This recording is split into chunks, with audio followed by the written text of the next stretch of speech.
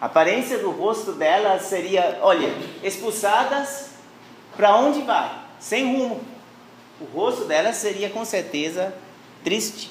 Mas, se daqui a 200 metros, eles estão em casa, pais e mães, né, que os amam, estão esperando, e eles sabem disso, o rosto vai ser diferente, a caminhada vai ser diferente. Hoje o nosso tema não é apenas uma pergunta, sabemos, ou uma afirmação, sabemos para onde vamos, mas é um pouquinho mais. Nós queremos reparar que nesta terra somos peregrinos.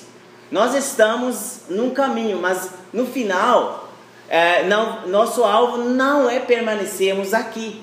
Nossa vida tem 2 pontos, depois vai continuar. E tudo depende desse como vai ser depois.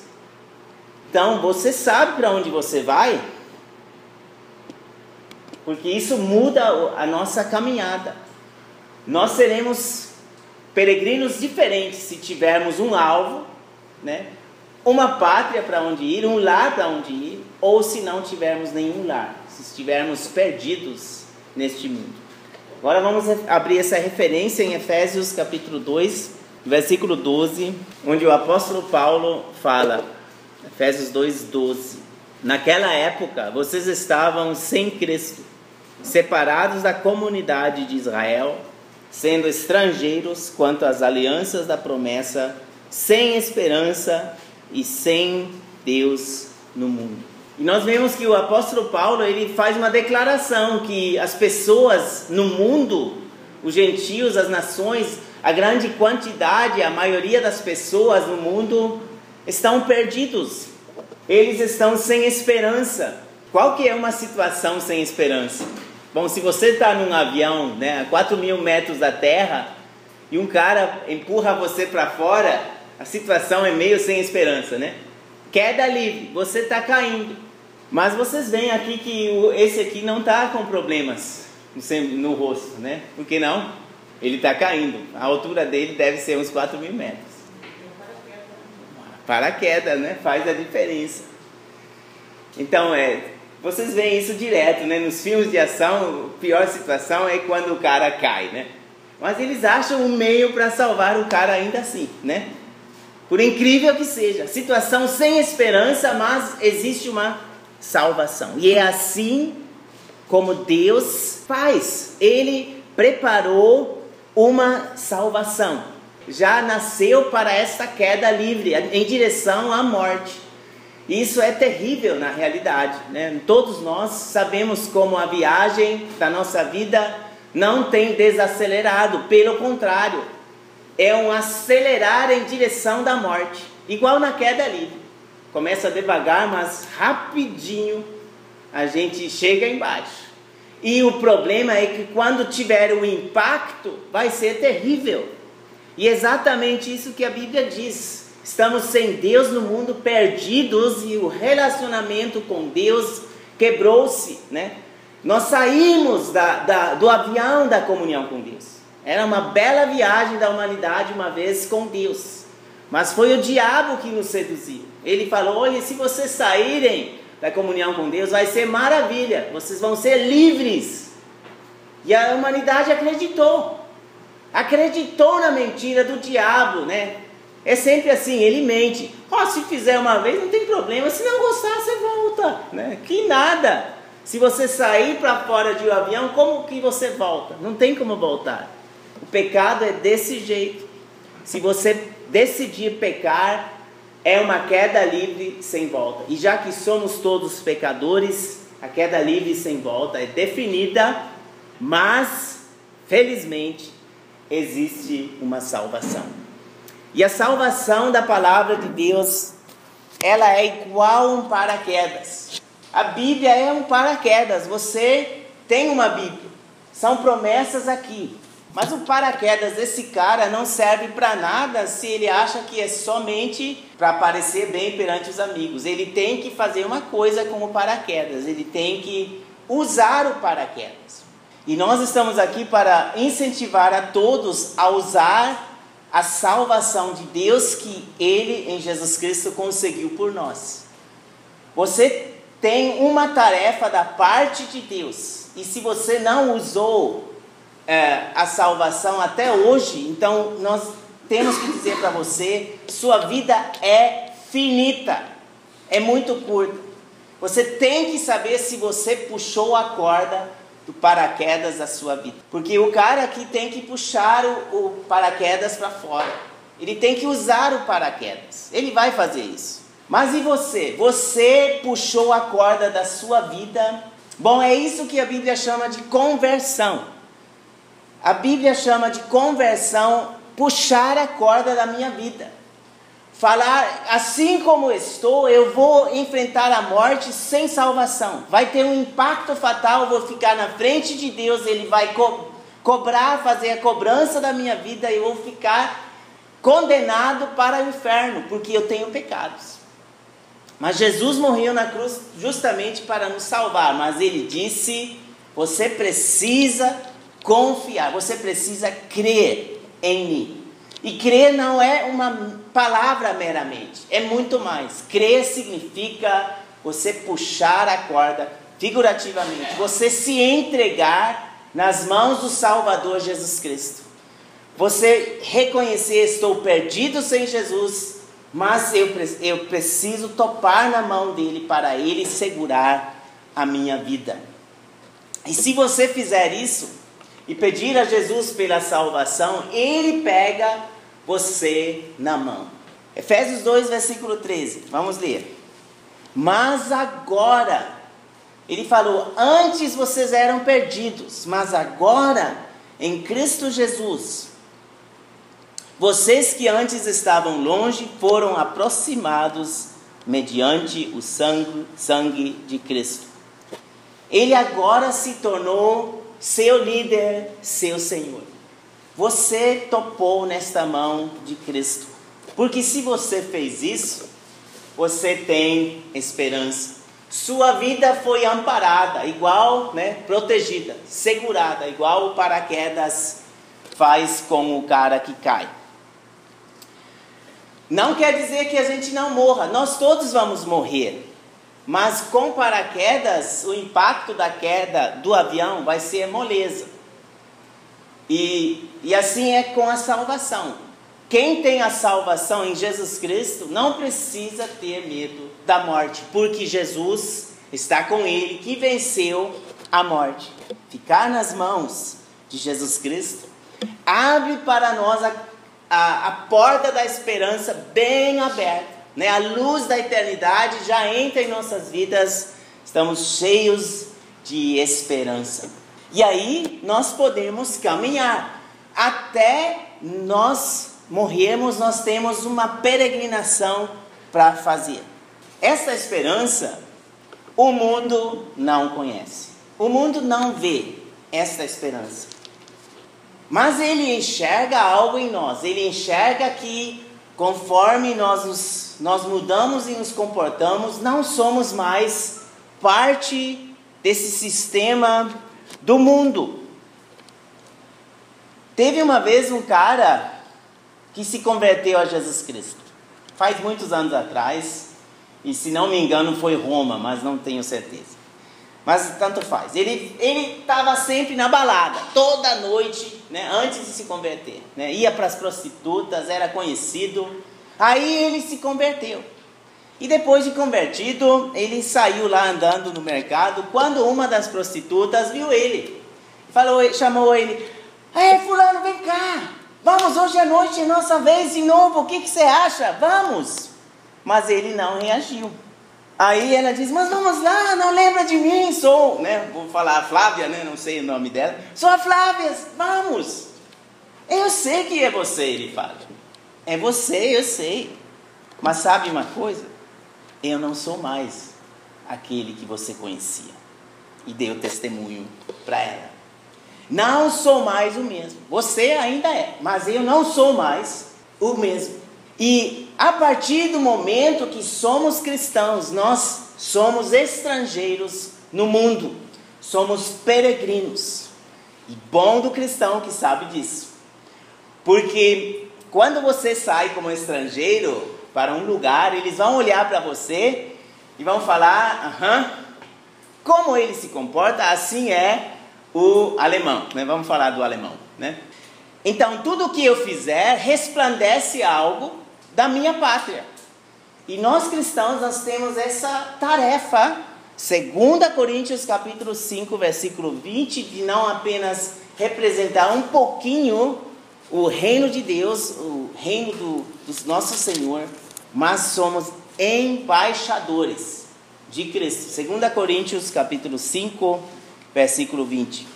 Eu vou ler. Portanto, somos embaixadores de Cristo, como se Deus estivesse fazendo o seu apelo por nosso intermédio. Por amor a Cristo, lhes suplicamos, reconciliem-se com Deus. Em Filipenses 3:20, Paulo diz, nossa pátria está nos céus. E 2 Coríntios 5:20, acabamos de ler, é a referência que mostra que somos embaixadores de Cristo. Todos os homens da fé são denominados peregrinos. Em toda a trajetória da história da humanidade, aqueles que creram foram peregrinos. E isso é muito bom. É muito bom, pois nós precisamos aprender a ser peregrinos aqui, a não nos assemelhar ao mundo. O mundo precisa reconhecer, através das nossas vidas, que precisam urgentemente do perdão de Deus, da reconciliação, da qual nossas vidas precisam ser um apelo vivo para que as pessoas sejam atraídas para o amor de Deus. E Deus quer muito isso, que você seja um embaixador assim. Um embaixador que não compromete, né, a sua pátria, mas que demonstra como a pátria celestial é. E os valores que nós temos no céu são tão grandiosos que vale a pena mesmo viver por eles, até mesmo morrer por eles. Teve um homem que escreveu um livro que chama John Bunyan. Tenho ele em 2 versões aqui na mesa, só para vocês darem uma olhadinha depois. Ele escreveu O Peregrino. O Peregrino é um livro muito, muito lido. Depois a Bíblia disse que é o segundo mais lido no mundo. Ele narra a história do cristão, e de uma maneira bem bonita e poética. Vale a pena conhecer esse livro, e ele aplica figurativamente as verdades bíblicas numa trajetória de um peregrino inventado, chamado cristão. Esse John Bunyan escreveu isso na prisão. Ele estava preso. E ele foi um dos muitos que demonstraram que os valores que nós temos recebido da parte de Deus são tão grandes, tão preciosos, que podemos trocar eles tranquilamente por uma vida terrível de opressão e de sofrimento. Esse John Bunyan não queria abandonar a fé e preferiu ser aprisionado e maltratado do que abandonar a fé. Por quê? Porque os valores da fé em Jesus Cristo são incomparáveis. Pedro, que também conheceu essa experiência, fala para cristãos perseguidos no capítulo 4 alguma coisa sobre a vida como peregrino. E vamos ler agora 1 Pedro capítulo 4, versículos 2 a 4. Aqui nós lemos: para que no tempo que lhe resta não viva mais para satisfazer os maus desejos humanos, mas sim para fazer a vontade de Deus. No passado vocês já gastaram tempo suficiente fazendo o que agrada aos pagãos. Naquele tempo vocês viviam em libertinagem, na sensualidade, nas bebedeiras, orgias e farras e na idolatria repugnante. Eles acham estranho que vocês não se lancem com eles na mesma torrente de imoralidade e por isso os insultam. E nesses versículos é destacado que um cristão, e aqueles cristãos como aqueles que o Pedro escreve, eles se afastaram do mundo para viver, demonstrar o mundo de Deus. Uma vida cheia de esperança, mas pura e sem ligação com o pecado. Por esta esperança, por esta vida vale a pena viver e também morrer.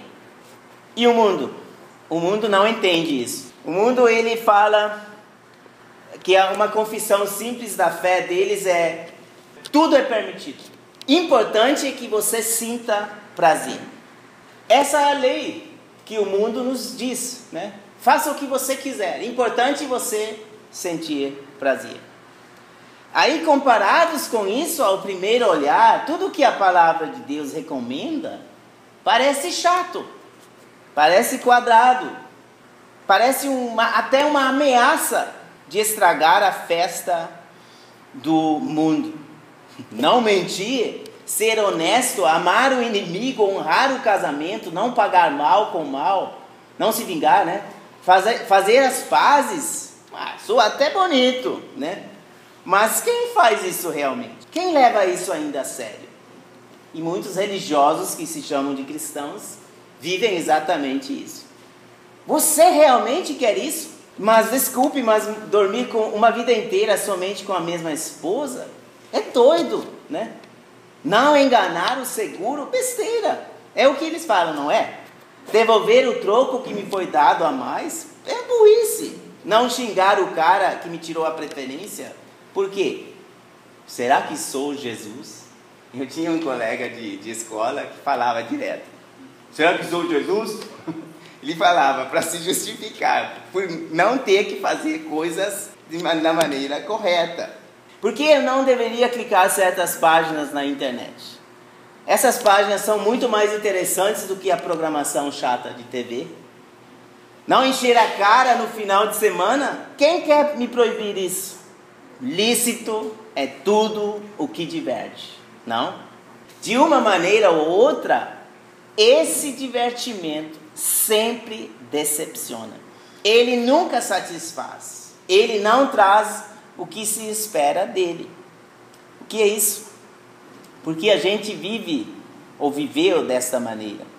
Porque há uma ansiedade profunda dentro de cada um. Queremos diversidade, queremos mais. Mas não sabemos bem certinho o que realmente procuramos e anseiamos.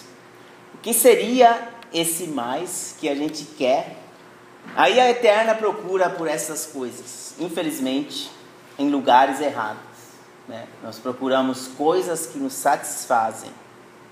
E a alma morre de sede. E assim o mundo e as pessoas no mundo saem constantemente prejudicadas. Um pregador alemão disse, vou ler para vocês: você pode ter sido lavado com todas as águas da filosofia, pode encher a sua vida com pinga, pode injetar incessantemente drogas nas suas veias, pode se encher de sabedoria do oceano das religiões do mundo, ou beber das poças sujas dos horóscopos e das adivinhações. Triste quando cristãos fazem isso, né? Você pode engolir a água congelada do materialismo, mas no final sua alma vai morrer de sede. Este é o nosso mundo.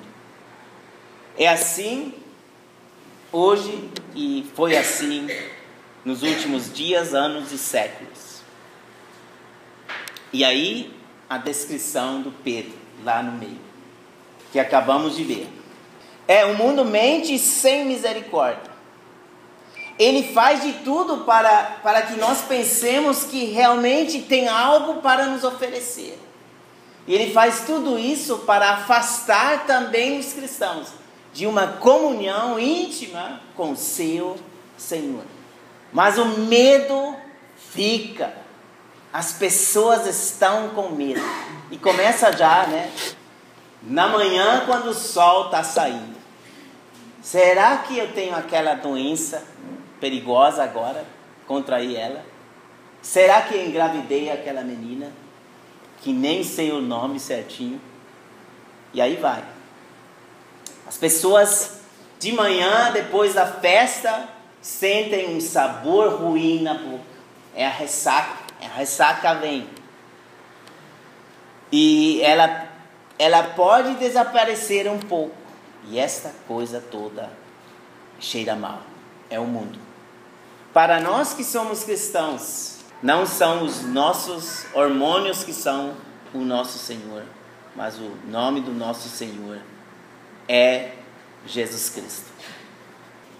Vale a pena viver como Pedro recomendou.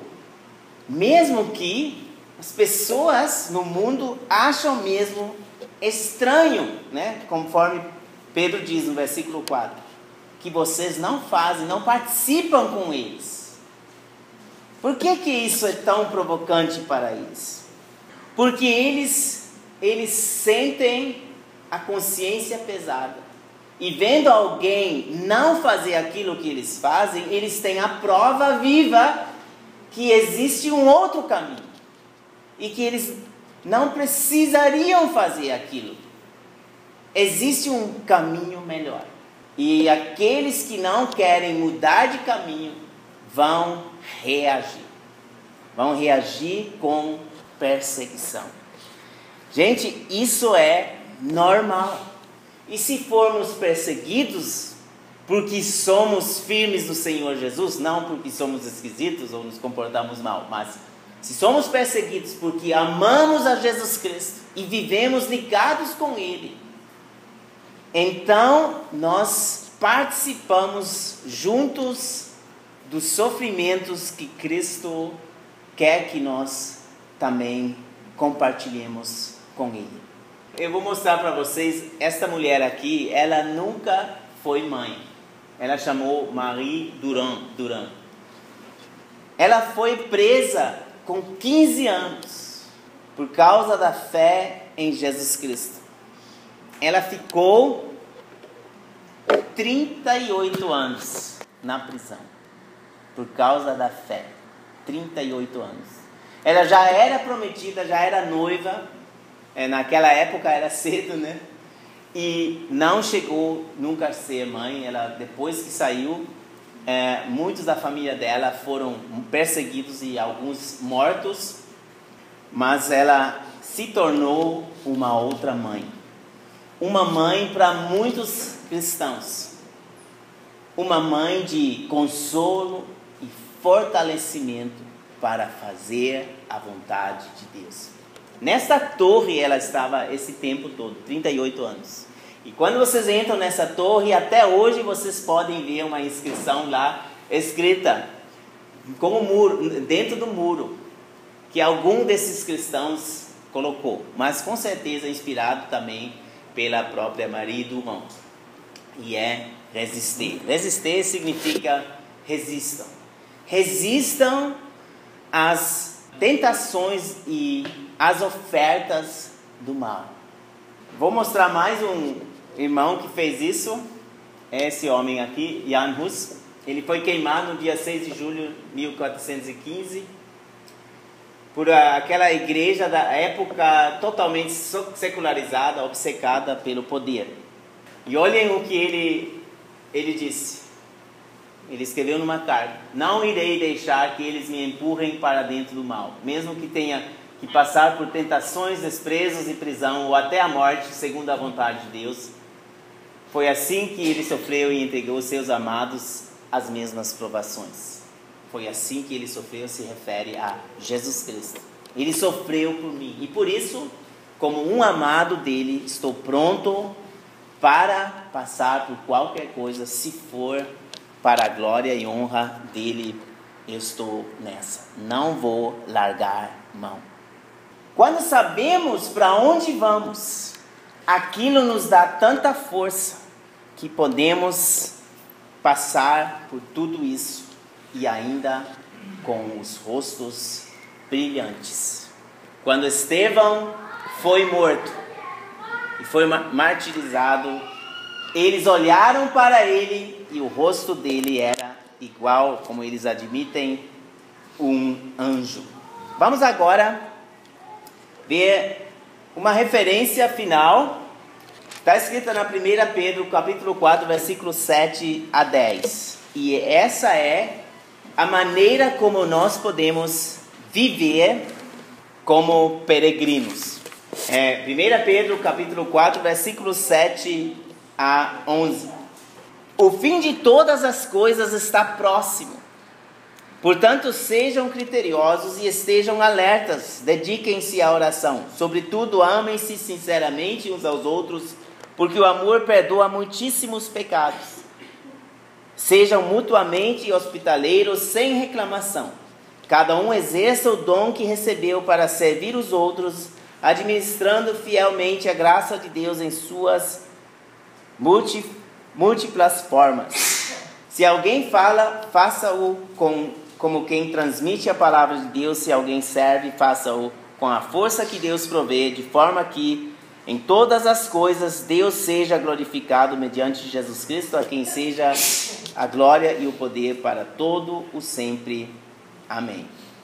Viver como peregrino significa saber o fim está pronto.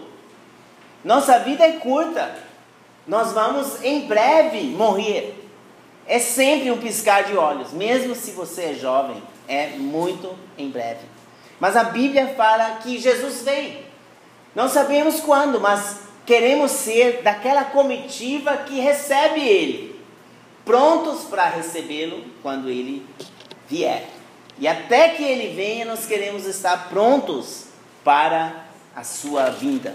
E estamos prontos quando somos sóbrios e vigilantes. Nesse versículo nós temos mais um ponto que fala amarmos uns aos outros com amor. Um amor que não fala só que é amor, mas um amor que está pronto a perdoar e que tira a raiz da mágoa para fora. Temos que vencer a mágoa onde pessoas nos ofendem e decididamente amá-los assim mesmo. Nossa tarefa não é odiar o mundo, porque o mundo faz tanta coisa louca e ruim, pecaminosa. Não participamos disso, mas nós os amamos assim mesmo, porque sabemos que Deus o melhor para eles. Então temos que demonstrar o amor a eles. E aqui na igreja nós começamos. Se aqui nós não conseguirmos amar os irmãos de todo o coração e não guardar nenhuma mágoa, como é que vamos amar o mundo que está tão doido, que está tão louco e é craque em ofender e achar seu ponto fraco para te derrubar? Não, você tem que praticar, exercitar o amor aqui mesmo. Faça, porque vale a pena. Temos uma esperança viva para isso. E para praticarmos isso, Pedro dá dicas bem práticas. Seja hospitaleiro e não reclame. Porque quando a gente é hospitaleiro, vai dar bem mais trabalho. Ir para outra casa, né, ser servido, isso é moleza, né? Você não tem que depois pensar na louça que você deixou suja ali, né? Você vai embora. Mas não quando você exerce isso de ser hospitaleiro. Não reclame, é um privilégio, porque nós temos uma esperança que faz com que nós tenhamos a força para podermos servir. E esse é o quarto ponto: servir, servir e servir. É isso que Jesus fez. Ele veio não para governar, para ser proclamado rei. Ele nos deu um presentão, a graça de Deus, que nos capacita para servirmos a outros. O alvo, finalmente, é o que está escrito no último desses versículos, no versículo 11, que tudo que nós façamos, tudo que nós fazemos seja para a glória de Deus. E com isso eu quero terminar lendo novamente esse versículo, para que em todas as coisas Deus seja glorificado mediante Jesus Cristo, a quem sejam a glória e o poder para todos sempre. Amém.